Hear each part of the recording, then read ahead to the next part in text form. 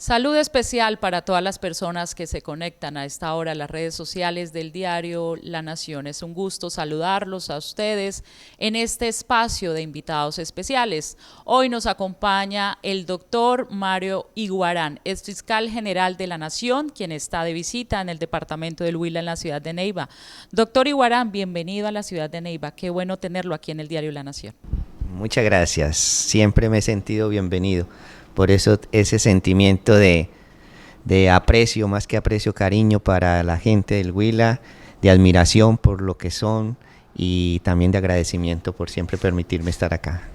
Bueno, doctor Iguarán, cobra vigencia en este momento su presencia en la ciudad de Neiva. Usted es el abogado hoy de la representante a la Cámara del Huila, la doctora Leila Rincón, en un presunto caso de acoso laboral. Antes de ir al caso, ¿por qué aceptó usted ser quien represente a la doctora Leila cuando realmente lo vemos a usted más uribista y aquí tenemos a Pacto Histórico?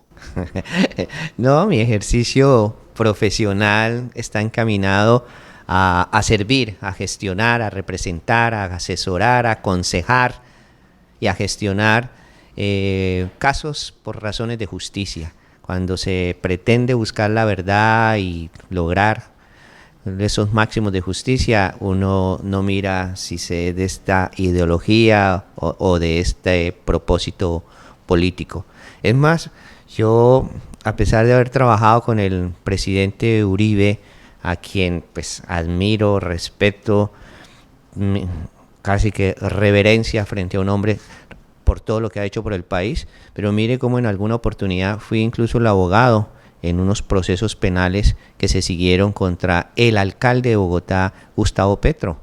Y cuando se me preguntó por qué lo hacía siendo yo uribista o de esa línea, pues lo dije primero porque consideraba que la sanción que le había impuesto el procurador en ese momento, Alejandro Ordóñez, era totalmente desproporcionada, desfasada.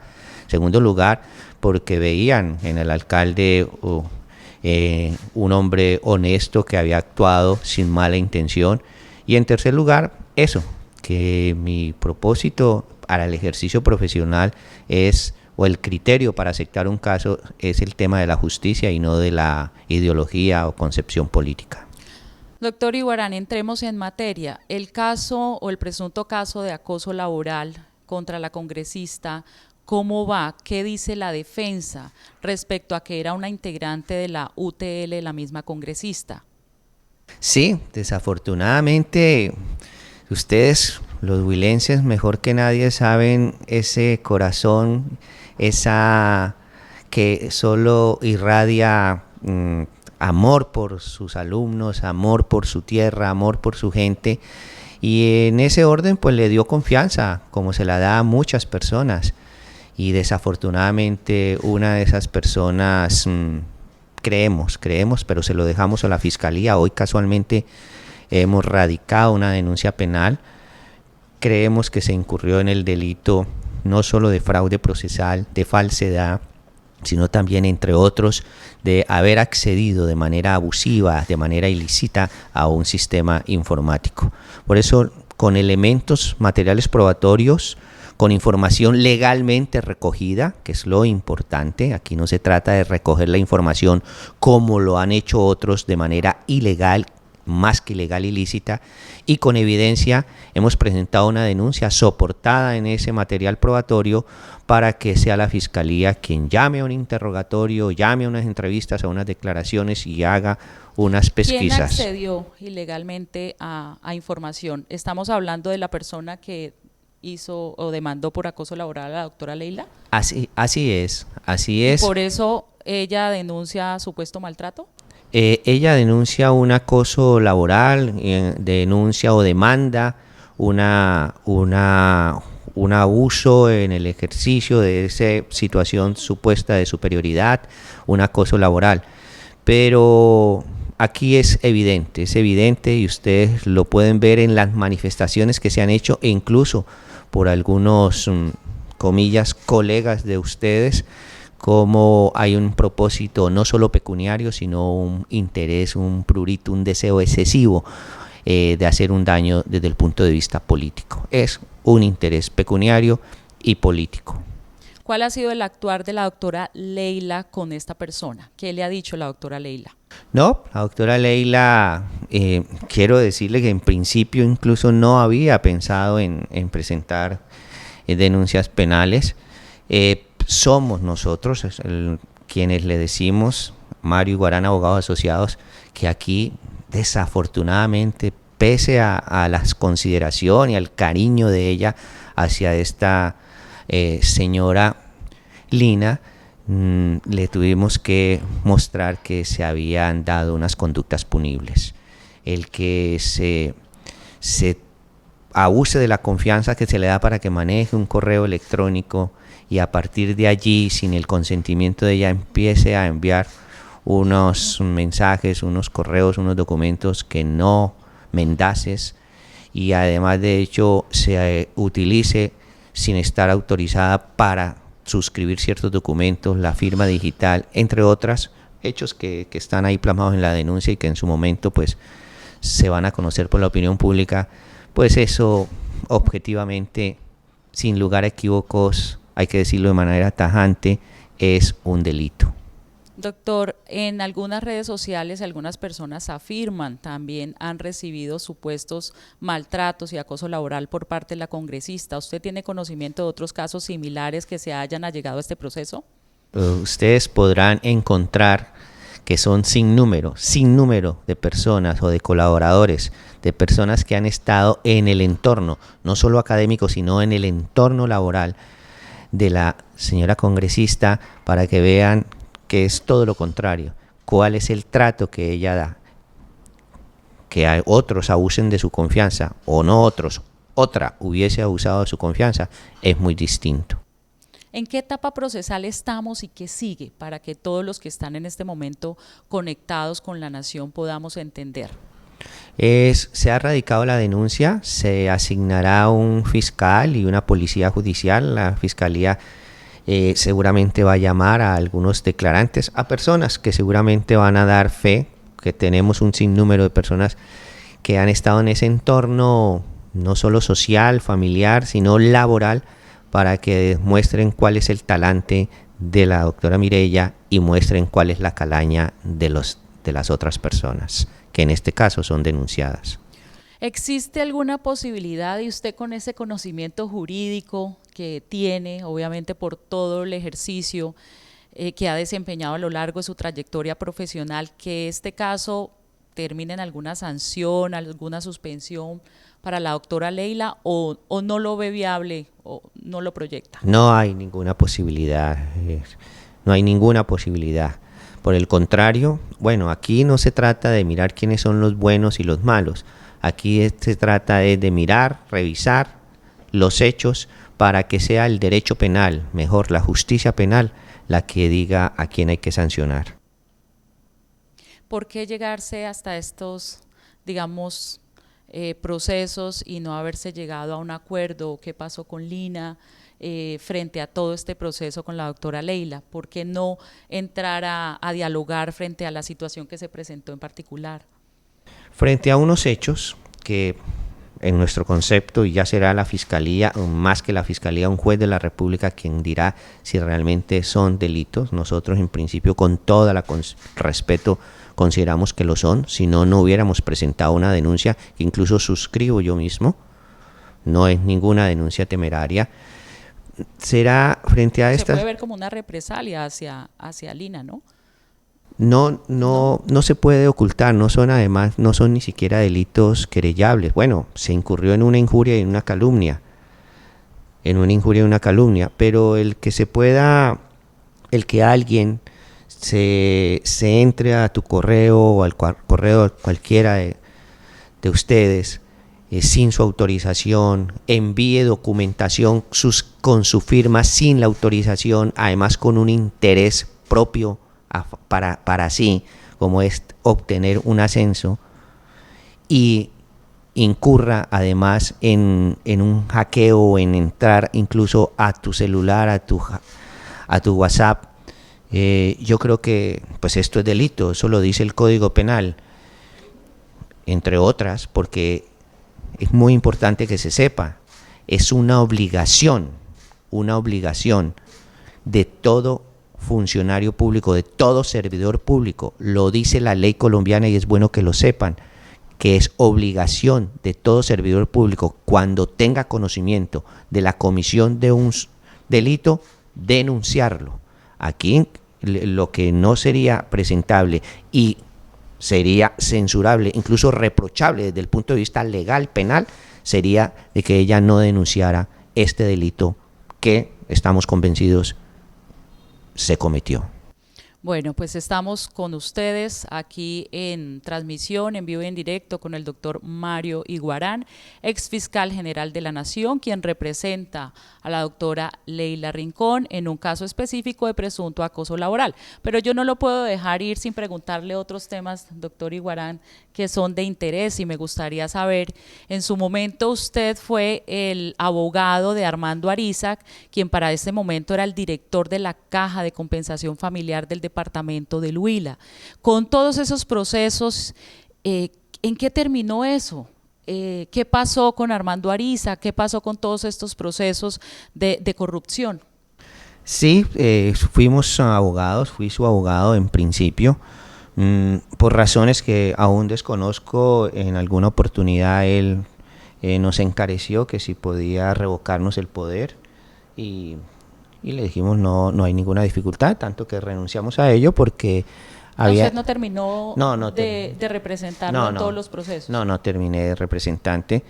Creo que él fue abordado o él abordó o terceras personas abordaron a otros colegas para que le siguieran acompañando en ese proceso. Era una causa en la que creíamos que teníamos con qué dar algunas explicaciones y algunas justificaciones, porque consideramos que era excesivo lo que se estaba o el proceder contra Armando Arízac, sin perjuicio de que tuviera que dar unas explicaciones y unas aclaraciones a la justicia.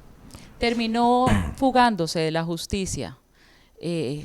Armando Arízac, ¿en algún momento ustedes dialogaron sobre ese particular? ¿Conocía usted de esas intenciones? No, nunca nos hizo un comentario de esos.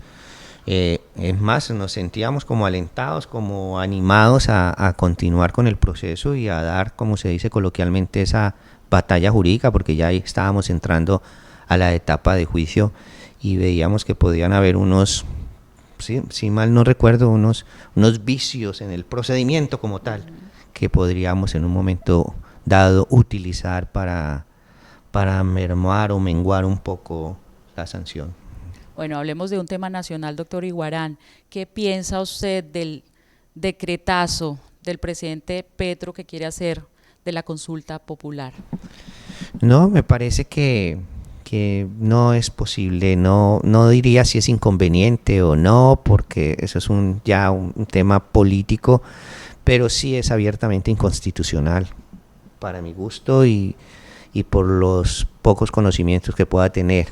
Es abiertamente inconstitucional porque es muy clara la norma constitucional que dice que ese decreto se puede expedir solo para cuando, dos cosas: el Senado le da el visto bueno o el Senado deja transcurrir, entiendo que son 3 meses, frente a la solicitud y no se pronuncia. Allí podría dictarse el decreto. Uno revisa la norma, le mira las comas, los párrafos, los parágrafos y no encuentra una excepción, una salida distinta a eso. Por eso creo que ese decreto no va a sobrevivir al control abstracto de constitucionalidad que tendrá que hacer, no como algunos dicen, la Corte Constitucional, sino que tendrá que hacer el Consejo de Estado. Recuerden que en Colombia, en materia de control de constitucionalidad, hay un control no concentrado en un solo órgano, sino es difuso. Y cuando se trata no de decretos leyes, eso es de la Corte, no de decretos legislativos, es de la Corte, pero cuando se trata de decretos reglamentarios como como el que expide el presidente, no porque una ley le dio facultades o porque se metió en un estado de excepción, sino ese control lo hace es el Consejo de Estado. Y me temo que el Consejo de Estado va, incluso cuando la misma demanda, va a tomar medidas cautelares para suspender ese decreto.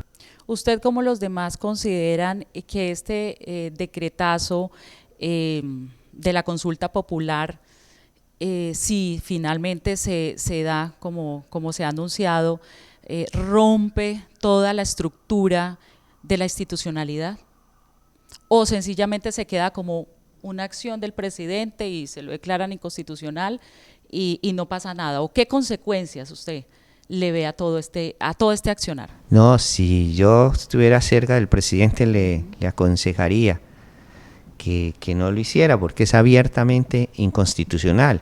Es más, el propio registrador puede inaplicar ese decreto. Hay un instrumento jurídico en Colombia que es la excepción de inconstitucionalidad, que le permite a un servidor público que tiene que aplicar una norma en un caso concreto, decir, sobre esta norma la Corte Constitucional o el Consejo de Estado no han dicho nada ni la han declarado inexequible o nula, pero yo para este caso lo veo abiertamente inconstitucional, invoco esa figura y la inaplico. Eso debería hacer el registrador. Entonces, mire, si es tan abiertamente... ¿Tiene herramientas jurídicas? Total, el registrador tiene la excepción de inconstitucionalidad. Y no es fácil que un servidor público frente a una ley o un decreto ley o un decreto legislativo diga, lo inaplico por inconstitucional. Pero cuando es tan abiertamente inconstitucional, es que la norma constitucional 104 es muy clara. Ese decreto solo es para cuando el Senado da el visto bueno o el Senado no se pronuncia. Pero doctor Iguarán, yo no creo que el presidente Petro no conozca este tema y lo sabe perfectamente que seguramente esto no tendrá cómo aplicarse y cómo pase el control de inconstitucionalidad. Pues yo aún me resisto a creer que se expida ese decreto. Me resisto a creer porque debe tener consejeros, personas que le den los buenos consejos y no incurra en algo que llamémoslo una necedad. Una necedad. Bueno, el presidente Petro acaba de nombrar de ministro de Justicia al doctor Eduardo Montealegre. ¿Qué opinión le merece? No, Eduardo Montealegre, pues profesor del externado, compañero del externado, es presidente de la Corte Constitucional, viceprocurador, pues todo el bagaje, toda la hoja de vida para eso es lo que se necesita en el Ministerio de Justicia. Yo creo que aquí podemos decir salimos de Guatemejor para ir a Guate excelente porque teníamos una excelente, creo que la doctora Ángela Buitrago, que era pues muchos saben mi mano derecha en la fiscalía cuando estuve fungiendo como fiscal general, y ahora llega Eduardo Montealegre. ¿Usted confía en el doctor Eduardo Montealegre? Porque lo que se dice en todos los medios, y obviamente es un tema político, doctor Iguarán, el tema de la oposición es que él va a buscar pasarse la Constitución para hacer lo que el presidente le pida.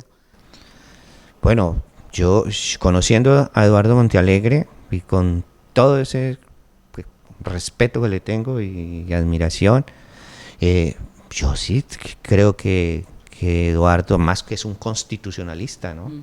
Él, recuerdo que siempre hemos dicho, yo empecé como constitucionalista y terminé penalista, y él dice, y al contrario, Mario, yo empecé como penalista y terminé constitucionalista.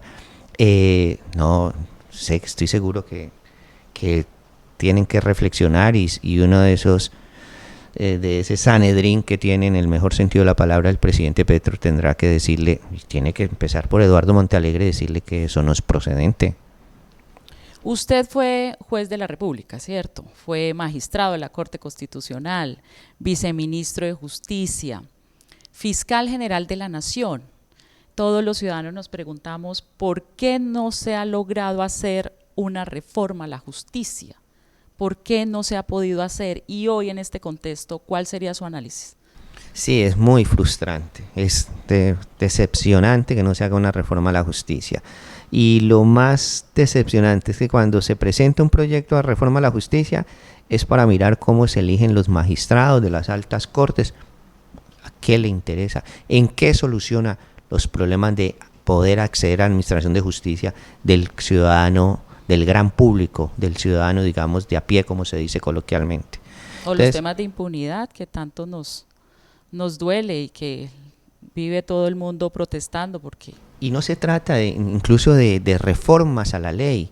Miren el sistema procesal penal, muchos que fuimos correligionarios, yo que con el nuevo sistema penal El sistema acusatorio, pues lo viví desde la academia en el externado. Luego que llegué al gobierno del presidente Uribe, en el Ministerio de Justicia, me tocó el proceso de formación y como fiscal me tocó la aplicación, la entrada del sistema acusatorio de la oralidad. Todo, ahí no hay nada que quitarle ni ponerle, de pronto algunas comas, algunas situaciones del momento, pero ¿qué nos ganamos cuando la Fiscalía no tiene el número de investigadores que necesita? Esto funciona si un fiscal tiene 5 investigadores a su disposición, pero resulta que ahora un investigador tiene 50 fiscales a su disposición, o sea, un investigador para 50 fiscales. Entonces, cuando un fiscal le da una orden de trabajo para que vaya a tomar una declaración, haga una inspección, pues ese fiscal tiene que estar atendiendo 50 ese investigador 50 fiscales más. Esto es un tema de recursos humanos, no de recurso o de ley. Además, es un tema de recurso humano no solo en la cantidad, sino en la calidad. Aquí nos encontramos con jueces que se creen fiscales, fiscales que se creen jueces, procuradores o ministerios públicos que son más fiscales que otros. Es un tema de formación. Será un reto seguramente del ministro de Justicia. Que conoce el sistema procesal penal muy bien y el sistema judicial colombiano, porque no solo es el área o el derecho penal, la jurisdicción penal, sino la civil, la contenciosa, la laboral, la de familia, entre otras. Bueno, y finalmente, ya para dar por terminada esta entrevista, le quiero hacer una pregunta y si me la puede contestar le agradecería mucho. Usted es el abogado de alias Papá Pitufo. A Diego Marín, ¿lo van a extraditar a Colombia o a Estados Unidos? A ver, hubo una solicitud de parte del gobierno colombiano en su oportunidad por un requerimiento de la justicia colombiana a Diego Marín a España de extradición. Esa extradición ya fue aprobada en primera instancia, segunda instancia, pero no se puede decir que ya lo van a extraditar porque hay otras instancias. Pero además de lo de la solicitud de extradición, que todavía no está ejecutoriada porque hay otras instancias, lo cual no permite decir que ya está aprobada la extradición para Colombia desde España, Diego Marín pidió un asilo porque realmente su tema se ha vuelto un tema político y pidió un asilo en Portugal. Eso también está, digámoslo, en crudo, porque aún no se ha dirimido, no se ha dicho qué tribunal debe decidir el asilo. Hay un conflicto de competencias allá entre el Tribunal de Oporto y el Tribunal de Lisboa. Entonces yo creo que para que él venga acá falta bastante. No obstante, debo decir que la intención de Diego Marín es darle la cara a la justicia colombiana, es dar las explicaciones que corresponden. En cuanto a una solicitud por los Estados Unidos, desde que en lo que conocemos nosotros, pues no hay una solicitud todavía formal por parte de los Estados Unidos, y eso dejémoslo en el tema de los rumores, que hay que decirlo, una vez se riega el rumor de que lo van a extraer a Estados Unidos, entonces ya muchos sí quieren que entonces que se venga para Colombia. Diego Marín hablaría de Duque, de Uribe, por eso la intención de la justicia colombiana de traerlo. No, de lo que sabemos. ¿Usted qué sabe y que dialoga con él? Diego Marín no tiene ninguna intención porque no tiene de qué hablar en respecto a todo ese mundo o todos esos personajes o personalidades que se han mencionado. Él sí puede ilustrar a la justicia seguramente en cómo funciona todo el tema de aduanero y etcétera, pero en lo que sabemos no es su propósito hablar, seguramente porque no tiene de qué hablar sobre estas personas. ¿Esas instancias cuánto demorarían, doctor Iguarán? Pues miren, la extradición todavía no está ejecutoriada porque ahora se va ante un tribunal europeo, y lo del asilo, pues resulta que ni siquiera se sabe al final cuál es el tribunal, si el de Lisboa o el de Oporto, el competente para decidir sobre el asilo. O sea que falta mucho por recorrer todavía. Bastante, pero lo que sí está ya decidido es que él sí quiere darle explicaciones a la justicia colombiana. ¿Y por qué lo pidió en extradición a Estados Unidos? No, eso no está solicitado hasta donde nosotros sabemos, obvio, respetando pues toda la autonomía que tienen las autoridades americanas de que lo puedan pedir el día de mañana y pues los trámites sean distintos entre España y los Estados Unidos. Bueno, doctor Mario Iguarán, ha sido todo un gusto tenerlo aquí en este espacio del diario La Nación. Muchísimas gracias por respondernos a todas estas preguntas esta tarde. No, muchas gracias a ustedes, muy honrado, gracias. A todos ustedes, muchísimas gracias por estar con nosotros, conectados a las redes sociales del diario La Nación, y esperamos encontrarnos en una próxima oportunidad.